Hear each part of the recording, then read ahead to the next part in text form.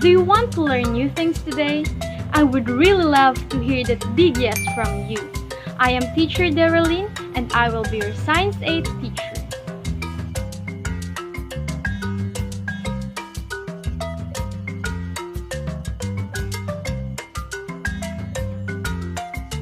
Now, let me introduce you the Newton's law of motion.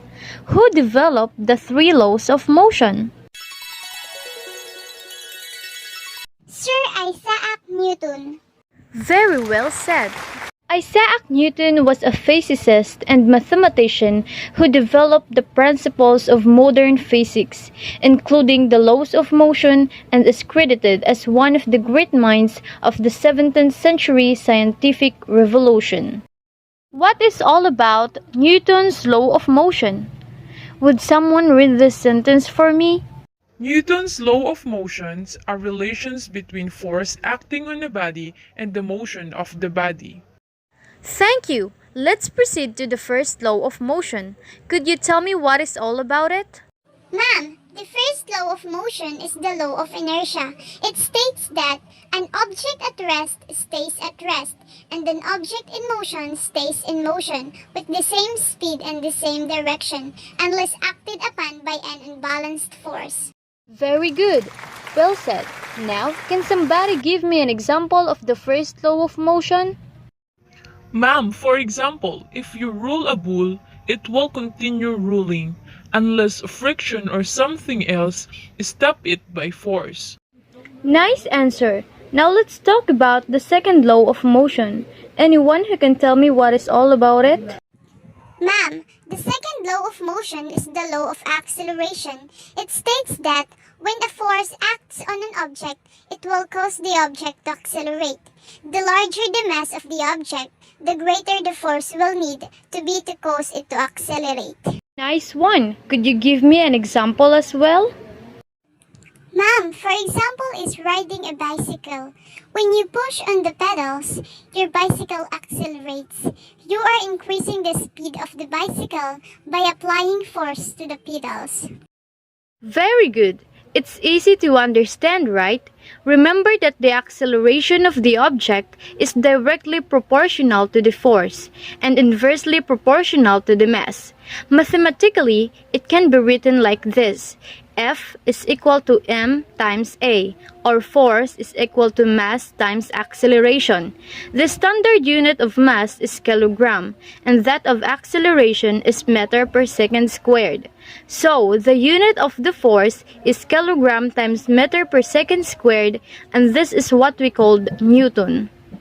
1 Newton is equal to 1 kilogram times 1 meter per second squared. Did you get it? Yes, teacher. Here's a sample problem. If the mass of the object is 10 kg and the acceleration is 10 meter per second squared, how many force applied? Ma'am, 100 Newton. Exactly. Okay, let's proceed to the third law of motion. What is it? Ma'am, the third law of motion is the law of interaction. It states that in every action, there is an equal and opposite reaction. You get it. Could you give me an example of law of interaction? Ma'am, for example, when you jump, your legs apply force to the ground, and the ground applies an equal and opposite reaction force that propels you into the air. Nice one. We're done with the definition, function, and differences of three laws of motion. Do you have any questions? Any clarifications? Nothing, teacher. Now, class, let's remember that there are three laws of motion. The first law of motion is law of inertia. The second law of motion is law of acceleration. And the third law of motion is the law of interaction. Can you again tell me the differences of the three? The differences of the three is that the first law of motion states that an object at rest stays at rest, and an object in motion stays in motion, unless acted upon by an unbalanced force. While the second law of motion states that the acceleration of an object is directly proportional to the net force exerted, and inversely proportional to the object's mass. While the third law of motion states that for every action, there is an equal and opposite reaction. Very good.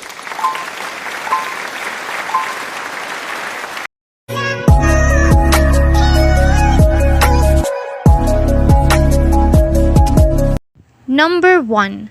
The relationship between an object's mass, its acceleration, and the applied force is F is equal to m times a. Acceleration and force are vectors. This law requires that the direction of the acceleration vector is the same direction as the force vector. Letter A, second law. Letter B, third law. Letter C, first law. And letter D, none of the above. Number 2. For every action, there is an equal and opposite reaction. Letter A, first law. Letter B, third law. Letter C, Newton law. And letter D, second law. Number 3. If you have a hockey puck sliding along a table, it will eventually come to a stop. Letter A, first law. Letter B, second law. Letter C, third law. And letter D, all of the above.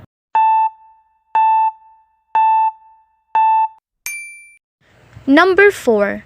An object at rest tends to stay at rest, and an object in motion tends to stay in motion in a straight line at a steady speed until an unbalanced force acts upon it. Letter A, third law. Letter B, force. Letter C, first law. And letter D, second law.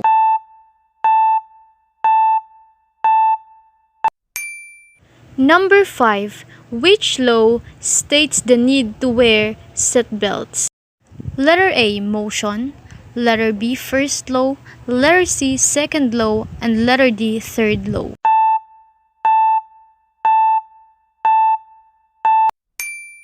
Number 6. Who was the scientist that gave us the laws of motion? Letter A, Sir Isaac Newton. Letter B, Sir Charles Darwin. Letter C, William Shakespeare. And letter D, Rudolph.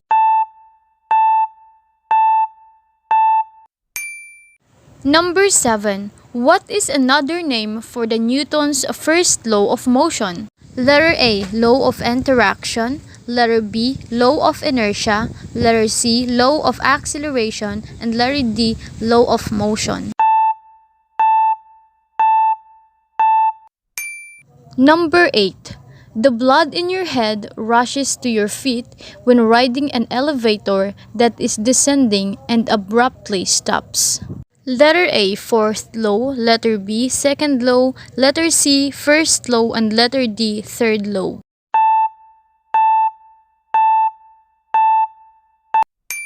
Number 9. If two people are pulling against each other with forces of 500 Newton and 600 Newton, there is an letter A, unbalanced force. Letter B, balanced force. Letter C, outside force. And letter D, inside force.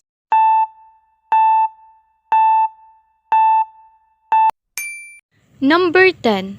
Imagine a ball moving in a straight line directly toward when another ball collides with it. The moving ball exerts a force on the ball at rest. This causes the ball at rest to accelerate. However, the ball at rest also exerts the same magnitude of force of the moving ball. This will cause the moving ball to accelerate or even move in another direction. Letter A, third law. Letter B, second law. Letter C, first law. And letter D, none of the above.